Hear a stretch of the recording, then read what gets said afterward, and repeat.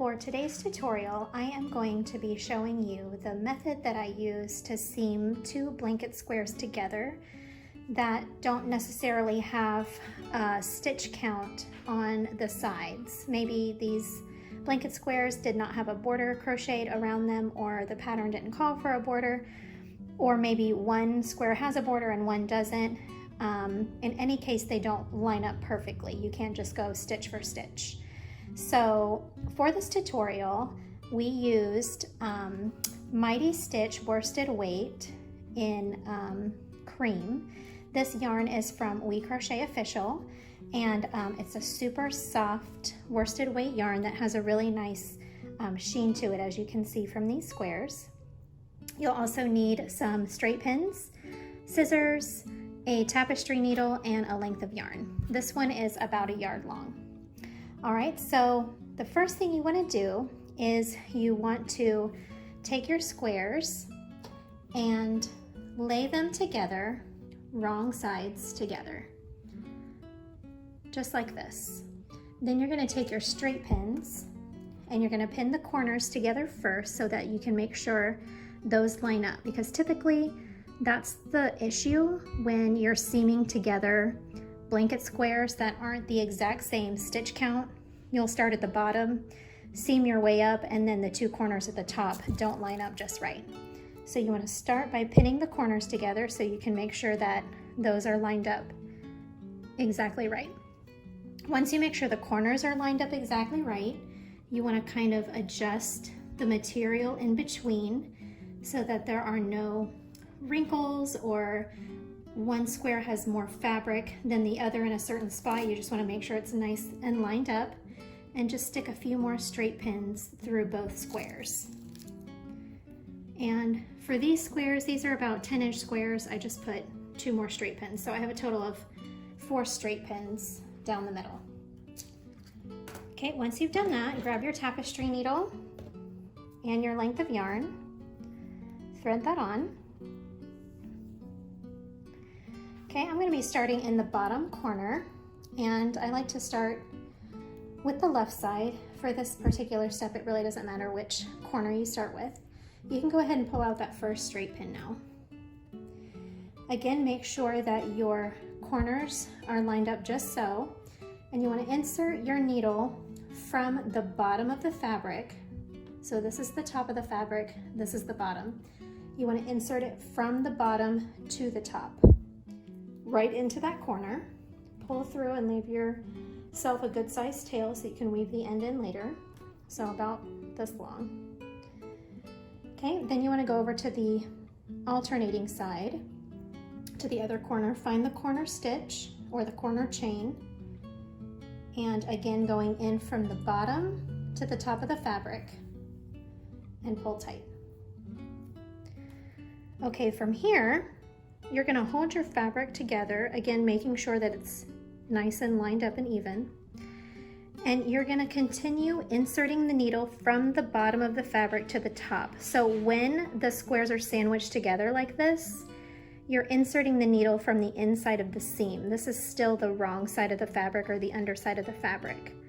So I'm going to go up just a little bit, about a row, as well as you can guesstimate where each row is. Go in from the underside of the fabric to the top side of the fabric. And then alternate sides. So on the other side, we're going to come over and we're going to go from the underside of the fabric to the top side of the fabric. Okay. And then you want to cinch things up after you get a few stitches in, just to make sure it's good and tight. Now this seam makes a nice invisible join, and it's actually pretty sturdy too. I'm going to go ahead and zoom in a little bit so that we can get a little bit of a closer view.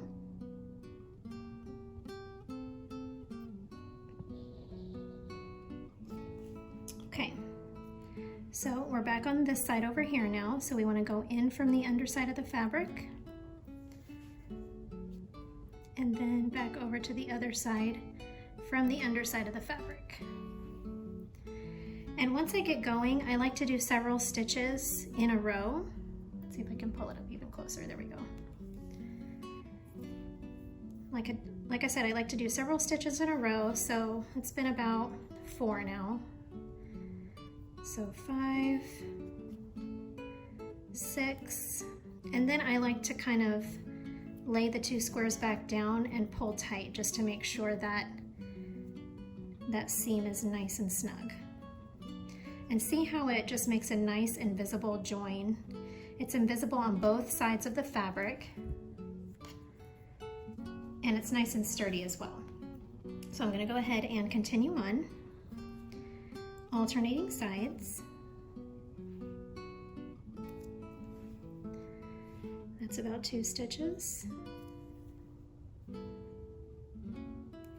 4, 5, 6, then spread it out and tighten it up.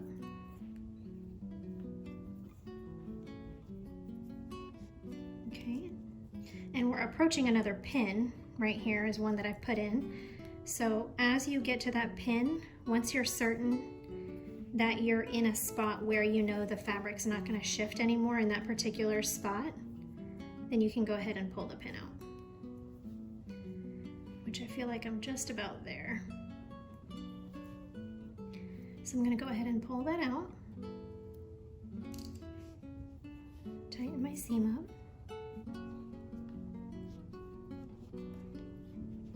Okay, and then continue on, and see how right here the fabric's just kind of gotten loosey-goosey, so when you go to pinch it together again, just make sure everything is nice and straight and lined up again. And then you can continue seaming, alternating sides.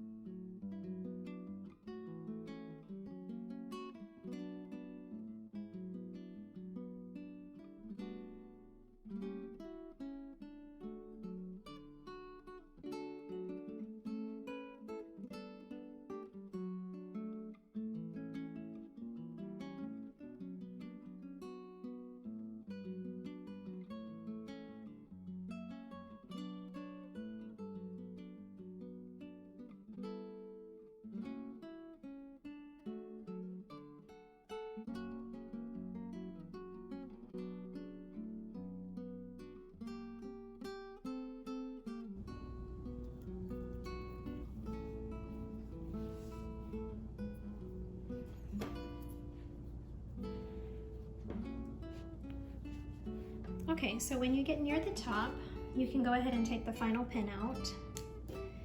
And you really want to get those corners right up next to each other where the corners line up. Continue seaming in the same way, always working the needle from the underneath of the fabric to the top of the fabric. And then you want to make sure that you grab the corresponding corner stitches so that when you open it up, the corner is nice and even. Tighten that up. And then it looks like I can go through this side one more time here. And then you see you have a nice even line right there where it's almost invisible where the 2 squares join together. So even though there's no border, 2 different stitches, this is wattle stitch over here, you can't even tell where one square starts and one square begins. Very invisible seam, very solid on both sides. So at this point you would just weave in your ends and you're all done.